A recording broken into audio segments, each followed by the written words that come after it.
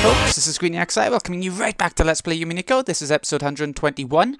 In the last episode, or recently, we've been going through the whole book that they've been reading about this story, this arc, and trying to figure out who Claire, or the current Beatrice, is, and different things like that to do with her her servitude, her being a servant as in the Umineko household, and going along the years before the actual event that we know of as the big killing spree.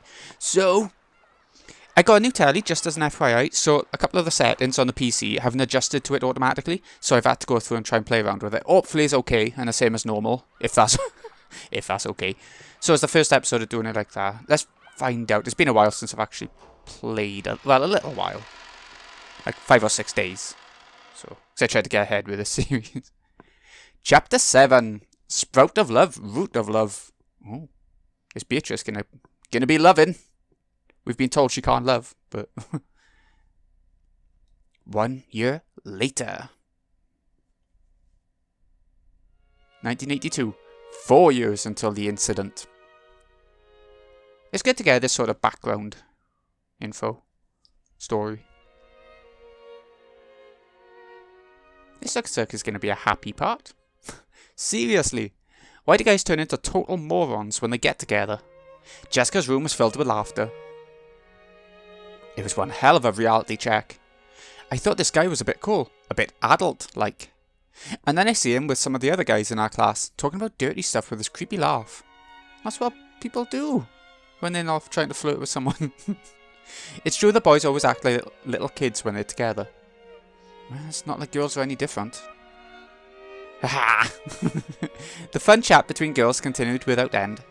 Tonight, Kraus and Natsui were out late at a meeting on Najima. Most of the time, Natsui was always watching, so Jessica would always make sure to be curt with the young servants. But when Natsui wasn't around, Jessica never did that. She had invited the servants of similar age to her room, and they were chatting away noisily. At that age, everyone wants to know about love. Thanks to the rigid and constricting way Jessica had been brought up, she enjoyed talking about it all the more. But you're pretty incredible, milady, and you're that age. Aren't there any boys you're interested in? Well, I'd like to fall in love, but there really aren't any good ones around. I think you should be a bit more proactive about it. You can act all relaxed now, but that's not going to last long, okay? Once one of your friends starts going out with someone, it'll turn your world upside down. There's no way that'll happen. None of my friends are traitors, I think. No. The outbreak of love is the one time you can't rely on friendship between girls. If you met someone you liked, you'd betray your friends and go out with the guy without a second thought, wouldn't you? Yeah. What about you, Shannon? It's not fair if I'm the only one who has to talk. Oh, don't talk to Shannon about love, Jesus Christ. I don't have anyone like that around. Not around. He's far, far away. And like Orihime and Hikeboshi, I don't get to see him very often. In fact, I don't even know when I'll be able to see him again. However, I believe that he'll come for me someday. I believe it. Don't you betray me, okay, Shannon? If we get boyfriends, we'll get them together. You got that? Right? We promised, right? Well, you might not believe it, but it's not at all rare for girls just like Shannon-chan to get a head start. Shannon, confess. You aren't going out with anyone, are you? You aren't, right? I'm not, really. Really? Really? We'll get boyfriends together, okay? No matter what happens, okay? Anyone who lies has to eat porcupine fish. Yes, I promise. Now there's the face of a liar. I'm willing to bet Shannon-chan beats everyone else in this room. I can tell. It's always the quiet ones that go first. Shannon, how could you? Confess. Confess! Please stop, milady. That tickles. Ha! And so, another Sunday afternoon passed by. I worked my way out of the fight and looked up at the sky through the window. Is Battler-san happily chatting away with his friends somewhere right now, just like I am? As I think of you like this, are you thinking of me? But if I ask that, it's the same as admitting that I don't trust you. I'll wait. And when you do come for me, I'll announce then and there that I'm quitting my job. I've already prepared myself to do so, but you haven't come yet. That isn't because he won't come, but because I'm not determined enough yet, right? It's because I haven't clearly envisioned a future with you, right? I'll wait, no matter how long, until you come for me, riding a white horse. I will always treasure our promise. The promise of our precious resolve. Is the arc building up like this thing where Shannon keeps waiting and goes batshit crazy because of love, and then that's going to be the killing spree? Is that what's happening? Never make a promise with a guy. You can't count on them. Thinking that she had read my mind, I spun around. Of course, she hadn't, but... well, for stuff like that, I think guys and girls have different ideas of what's important. No, that's not it. You got it all wrong. On the whole, girls tend to be dreamers, and guys just do stuff without thinking. I guess understanding between the sexes is pretty much impossible after all. At least, I think it's pretty hard. Girls often have the bad habit of thinking they know exactly what the guy is thinking right away. They search for hidden meanings behind words the guys say for no reason in particular, and just get the wrong idea. Ah, yeah, I've known girls like that. Those girls who hear something that anyone else could tell them was trivial, but think it means the guy is totally into them. Yeah, I see it all the time. It's a bit sad when a girl gets the wrong idea for no reason. The pair of them laugh together. When a girl gets the wrong idea. Could that be me? No, that can't be. After all, Battler-san clearly made a promise. He said he'd come for me, riding a white horse. I mustn't doubt. I'm sure this conversation I'm hearing is just another one of God's trials. So I won't listen. I won't care about it. If there's one thing I never want to be, it's one of those poor girls who think a guy's heart is linked to hers for no reason. Those demonic sneers tormented me and tried to lead me astray. I'm sure he'll come to the next family conference.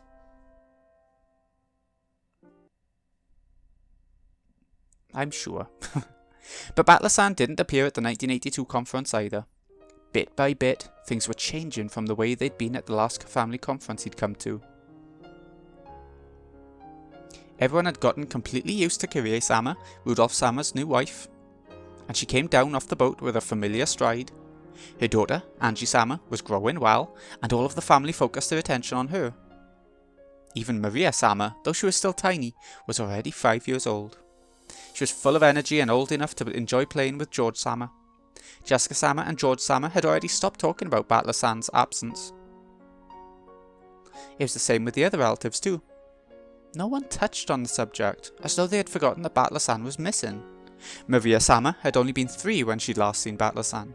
It was doubtful whether she even remembered him. In just 2 years, all trace of your existence has been erased from the Ashiramaya family conference. That made me sad. And so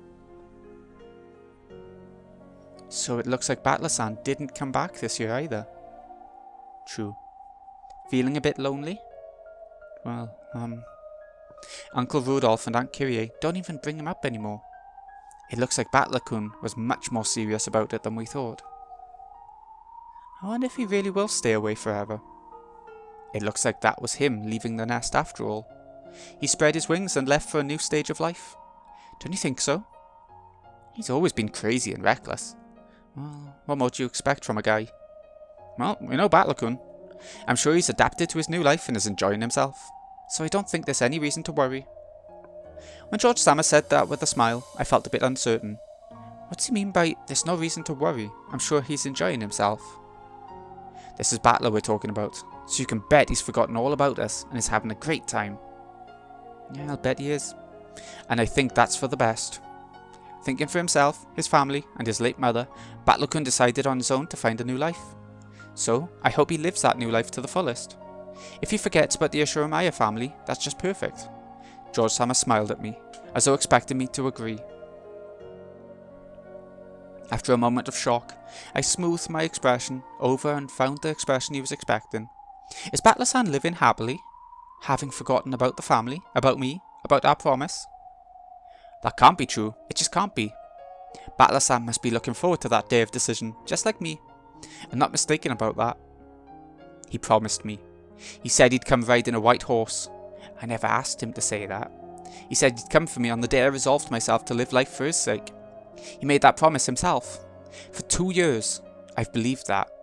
I've done all I could to make it through God's trials and the whisperings of demons that tried to throw me from my path. And yet, the things both George-sama and Jessica-sama are saying are so cruel. Battler-san has forgotten about us and has started a new life. Why are they telling such lies?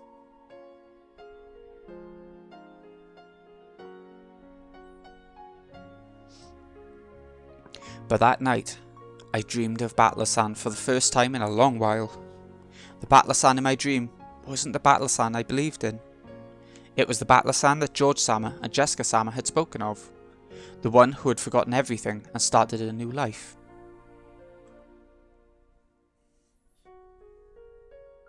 Morning. I woke up with a tear-stained face. The face I saw in the mirror cried and told me it couldn't wait any longer. If I've managed to wait this long, why can't I wait any longer? This is a trial, so we must believe in him and wait. But the me in the mirror spoke. It was sharper than a fragment of glass. I talk about this promise with him, but did we ever really make such a promise? Wasn't Jessica-sama talking about it? That some girls are dreamers who get the wrong idea. And wasn't George-sama talking about it too? He said the Battler-san had gotten used to his new life and had forgotten about the Ashuramaia family. And by now, he isn't the only one who's forgotten. Unless I ask about it, everyone on this island has forgotten his name. Even Rudolph-sama doesn't say his name anymore. If I weren't here to remember his face, perhaps his existence would have been erased from everyone's hearts. I don't believe it, so I won't doubt. Battler-san must still remember his promise. We're both waiting for the day of decision, the day we'll be together. Battler-san, I firmly made up my mind.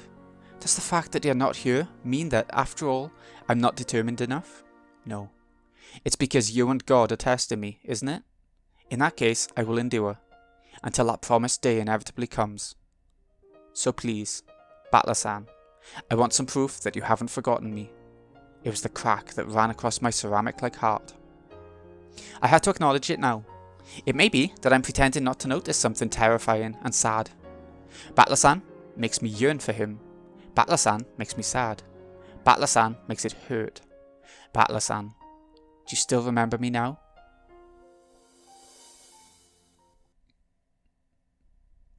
One year later. Ooh, we're doing a couple of years in one go. 1983. 3 years until the incident. Oh, such a nice sea. And then came the third family conference since Battler-san left. If the number of beds was going to increase, we would have been told that about that when setting up. The fact that nothing has changed in particular means that he probably won't be here this year either. Clinging to a final bit of hope, I stood by the docks, watching the boat draw closer. Hey, Shannon-chan, you're looking as pretty as ever. Careful, Angie. Watch your step. Hey, Shannon, I really do love Rokkenjima. I can't wait for Uncle Klaus to turn it into a resort. There's no need for that. It'd be such a waste. You got a point there. How have you been, Shannon-chan? I think you've gotten a bit taller since last time. Thank you very much. And the weather's good again this year. It's so great having every single member of the family together. All nice and cheerful, excuse me. Please allow me to guide you to the mansion. So after all, Battler-san has been so thoroughly forgotten that he might not have existed in the first place. I'm sure the sadness will show on my face. Not wanting anyone to see it, I turned my back to the family and led the way up to the mansion by myself. Then, suddenly, someone mentioned Battler-san's name, and I jumped. What? You saw Battler-kun? How's he doing? He's doing very well. I took Angie and had some tea with him the other day. I was surprised. So, Kirie-sama was in touch with Battler-san. According to her, both Battler-san and Rudolph-sama had long since calmed down after their fight. But both were so stubborn that they hadn't found a good chance to make up. And since Battler-san had gotten used to living with his grandparents and going to school there, and considering that those grandparents might make things even more difficult, going to convince Battler-san to come home wouldn't be easy.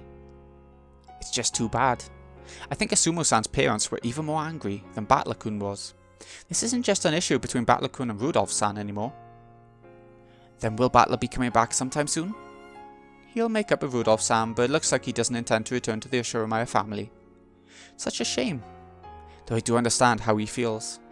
It was a bit of a relief to hear that some of the bad feeling had died down in these 3 years. If we take Asumo-sama's appearance into account, it's no surprise that things haven't gone as well as they could.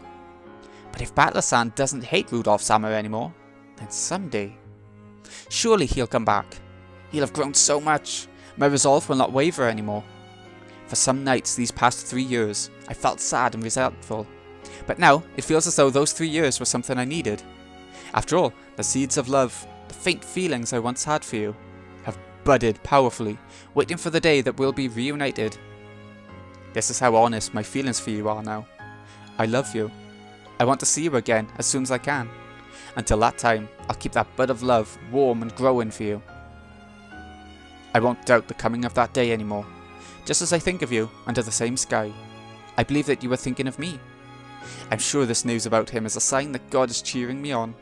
So I asked God one more time inside my heart, since my feelings for Battler-san have not wavered for a day these past 3 years. Let me know that he feels the same way. I know that asking for that is a sin. However, now that we've reached a 3-year turning point, I want some gift from God, any gift, to show that I have not waited in vain. That's what I prayed. Oh, that's right. It's been so long since Battler-kun last saw you all right. I thought you might be feeling lonely, so I told him to write you letters. Here they are. Huh? Did God really hear my prayers? I felt as though my heart was going to leap out of my chest. A letter from Battler? Awesome. What did he write? Did he say anything about how he's been doing lately? I can't wait to read it. Kirie-sama pulled a brown envelope out of her bag and handed it to George-sama. Just one? When George-sama opened it, several folded letters came out. Looks like this one's addressed to me. They all have different names on them. Here, this one's yours, Jessica-chan. Thanks. And this one's for Maria-chan. Can she read yet? I'll read it to her later. Thank you. There's even one for Angie-chan. Now, of course, she can't read. I'll give it to her when she does learn. That's harsh. Tell her now. He says he's doing great and having a blast. Good for him. Anything for Shannon? Is that all of them? Yep. Looks like that's all of them. Thanks a lot. George-sama handed me the empty envelope. Apparently he thanked me because he thought I was offering to throw it away for him. And clearly, there was nothing inside it. There was no letter for me. He's forgotten. Whoa. The more I read, the more fun it looks like Battler-kun's been having. Living every day to the fullest. That's what it looks like in mine too. If he's happy, then I guess that's what counts. Huh. That's so mean of Battler-kun. It sounds like he forgot about us until you told him to write those letters, Kirie-san. Well, you know what he's like. It sounds like he was living life to the fullest. And I hear he's popular with the ladies at school too. He sounds like his father, he sounds like Rudolph. And it makes sense for him to forget about Shannon in that way too. Wow, that's incredible. There should be plenty of girls who like those hilarious, melodramatic lines of his. Makes sense to me. I wonder if he really does plan not return to the Ishiromaya family. Looks like it. In mine it says he doesn't think he'll return to Rokkenjima again. Aww. She really is going to go batshit.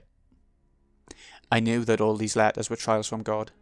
The fact that there was no letter for me, and the fact that he was enjoying life and had forgotten about Rokkenjima, were just more trials. God is testing me. The fact that there was no letter for me alone is proof of that. That's what I want to think, but now it's just too much. I love it when a song does this. The vocals of it. It might have been an important promise to you, but it looks like it wasn't for Battler. You find that with people, don't you? I think we've all found that, where people promise things that mean more to you than to the person who actually makes the promise. No way. Then that promise about him coming for you was... I was a dreamer. It was just an illusion I created. To Battler, they were probably just meaningless words to make him sound cool. To anyone but her, it would have been such a funny story to hear. That promise with Battler might have been an illusion the whole time. In the first place, we don't know if they both felt the same way about each other at all. Love is an illusion. However, if both sides are seeing the same illusion, that love becomes true. However, when the feelings of each side are different, then it's nothing more than a joke. This is Battler's sin. making Shannon think that it was a promise. Wrong. Huh? It's that he didn't even remember.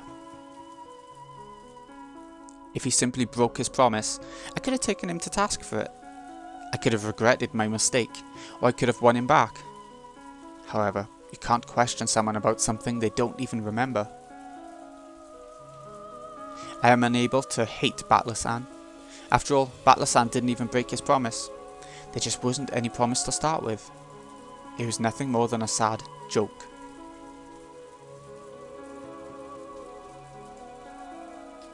I kept on crying and crying. I dug my fingernails into my pillow, soaking it with my tears. How much easier it would be to hate something.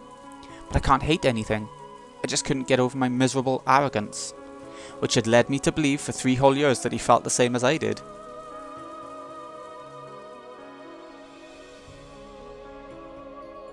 I am to blame for this. My irresponsible words led you to believe that Battler made a promise. No, this isn't anyone's fault. It's all because I assumed that he felt the same way I did. Battler made no promise, and yet his feelings were surely sincere. Though there might have been a difference in degree when compared to yours. It is true that he liked you. Of that there can be no doubt. Please, just stop it. I believed that he liked me the way I liked him, without ever doubting that. Please don't try to cheer me up. I'd rather that you mocked me. Before I knew it, a dull, inescapable pain had pierced my chest. When I pressed my hand against my chest, I realised what that pain was. It was the bud of love, whose seeds I had sown and nurtured in my heart. Its roots had spread all the way across my chest, tormenting me like a metal wire wrapped around my heart. They looked less like roots and more like fissures running through my heart. I can only hold back the pain by tearing out the root of love, but no matter how much I scratch at it, I'm only scratching at my chest will maggots come out. The root of love doesn't move at all. If I started hating Battler-san without any lingering interest or regrets, I'd be able to pull this root out easily. Once I did, it would probably leave a hole behind, but at least it wouldn't hurt me anymore. Sounds like it would hurt. But I can't pull it out. Even though it hurts so much, those roots of love are still stuck in my heart. Shannon. Even now, I love Battler-san. I want to see him. I want him to come back. I believe he will come back someday, and I want to wait for him. But right now, it's just too much. As I sobbed, the tightness in my chest grew even stronger. As long as I like Battler-san, that pain will always continue. Because I like him, I want to hold on to that pain forever.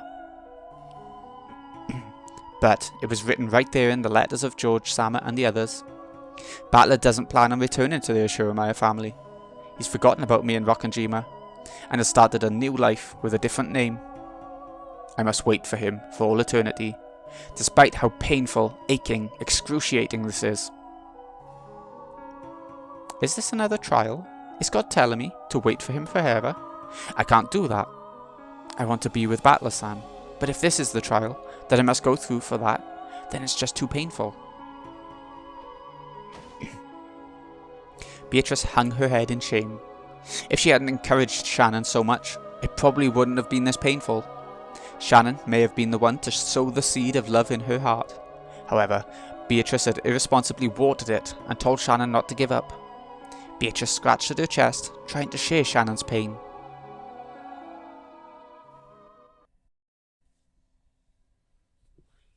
This is my fault, Beatrice mumbled to herself. What's your fault? For 3 years, I tortured you with the illusion of a promise that never happened. If I had not nourished the bud of love within you, you would not have suffered so. Shannon. This may sound harsh, but listen. What is it? Forget Battler. There was no bud of love in the first place. No. I'm the one who nourished it. No matter how painful it is, I can't forget it. But you cannot bear that pain any longer, can you? Wordlessly, Shannon held her chest and hung her head. I love Battler. That feeling burns inside me, so that I still cannot let it go, no matter how much it hurts. And I've spent 3 years pretending that I didn't feel that pain. Now I know that I feel it. And since I know, I can't bear it. So you cannot throw away your bud of love for Battler? Yes. However, at this rate, the bud, the root, will kill you. People need a universe to survive, and one person cannot create that universe alone. Two are needed. A universe. Together with Battler, you created the universe of that bud of love. Now that one half of that pear is gone, your universe has crumbled. People cannot complete a universe on their own. However, Battler-san, the other person who creates my universe, won't come back. Then you must create a new universe with someone else. Here comes George. You mean create one with someone other than Battler-san? I will give you such a person. Which person? A creature to bury the pain in your heart and heal you. He will not betray you. Yes, let it be a sibling. I will give you a little brother. A little brother? Oh, I thought it was talking about George, because we've seen other arcs with it. A boy you have always been close to at the Fukuin house, whom you love as if he were your real brother. That I shall give to you. Together with him, you will create a new universe. Will that little brother make me forget about the pain of my love for Battler-san? Correct. You need a universe.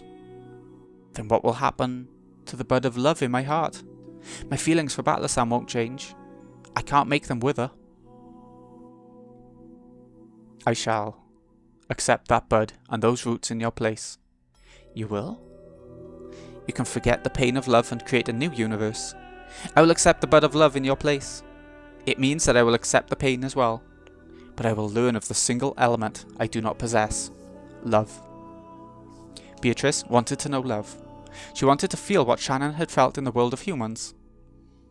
And if Battler ever does return, if the bud still has not withered, and you still desire it, I shall return it to you.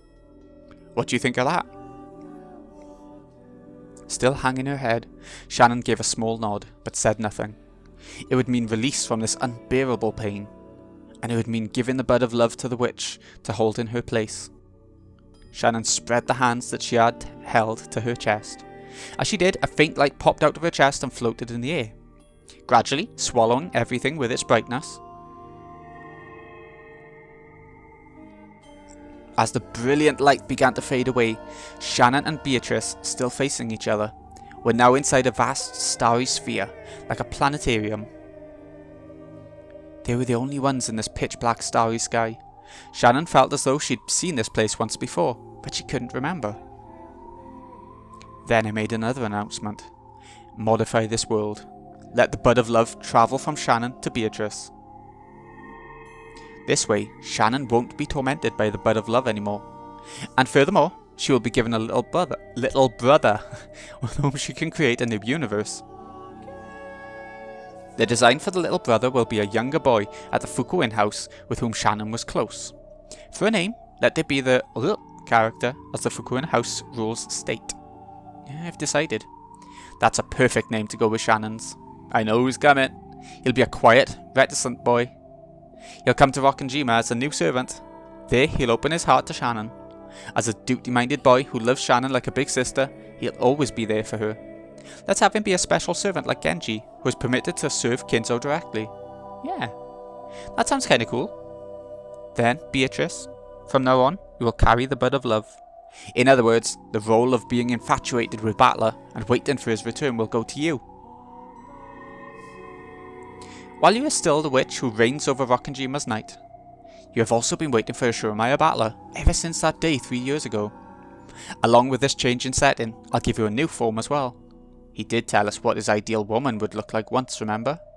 A woman with a good figure and long golden hair like a foreign model.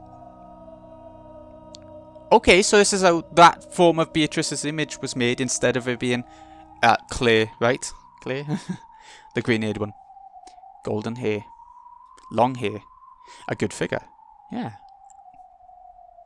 Something like that. That's what the new Beatrice will look like.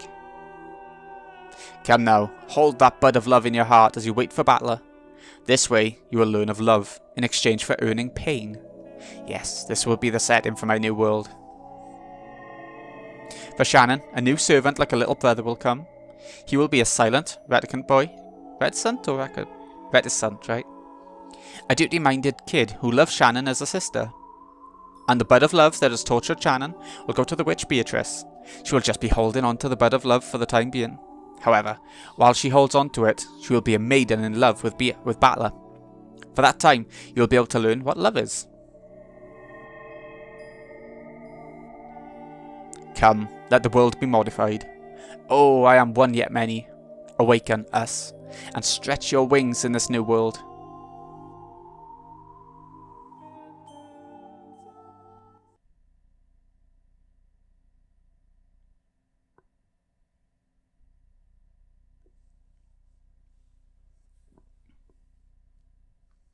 Slowly, I opened my eyes to the gentle rays of the morning sun. How long has it been since I last saw such a pleasant morning? The face in my mirror is tear-stained and pathetic. However, my heart is as clear as the morning sun. I could still clearly remember that strange dream. However, I can feel myself forgetting it rapidly. The place I was in my dreams had been such a strange place. A peaceful, calm place. There, I had left behind the pain I had carried in my chest until yesterday. So this morning, my heart was at peace. Good morning, me. My tear-stained face really is pathetic. However, my expression is bright and cheery. Even now, I like Battler-san, but for some reason, I've calmed down. It feels like I've put something precious safely away in this place it belongs. Battler-san, when will you come back, I wonder? When you do, I'd like to talk about mystery novels again. Oh, I almost forgot. A new boy servant will be coming today, right? One of the rare servants who will serve the master directly. What kind of kid will he be? I hope you'll get along. What was his name again? I'm pretty sure it was, there we go. I think it's going to be canon. It's got to be, right? We haven't seen him, and, you know, he's a main character of the servants of the story overall. And we haven't seen him yet, so he's bound to come, I would think. That was good. Okay, I enjoyed that. And we're going to get a new image for Beatrice as well. So that's where we're going to end up today. 1 year later. So it's going to be 2 years until the end. Yeah, there you go. So this has been Greenie XI. Hope you've enjoyed. Thank you so much for watching. I'll see you again in a bit when we carry on with Chapter 7. Maybe it won't be much of Chapter 7 left, but we're going to see the introduction of, I guess, the new servant and everything.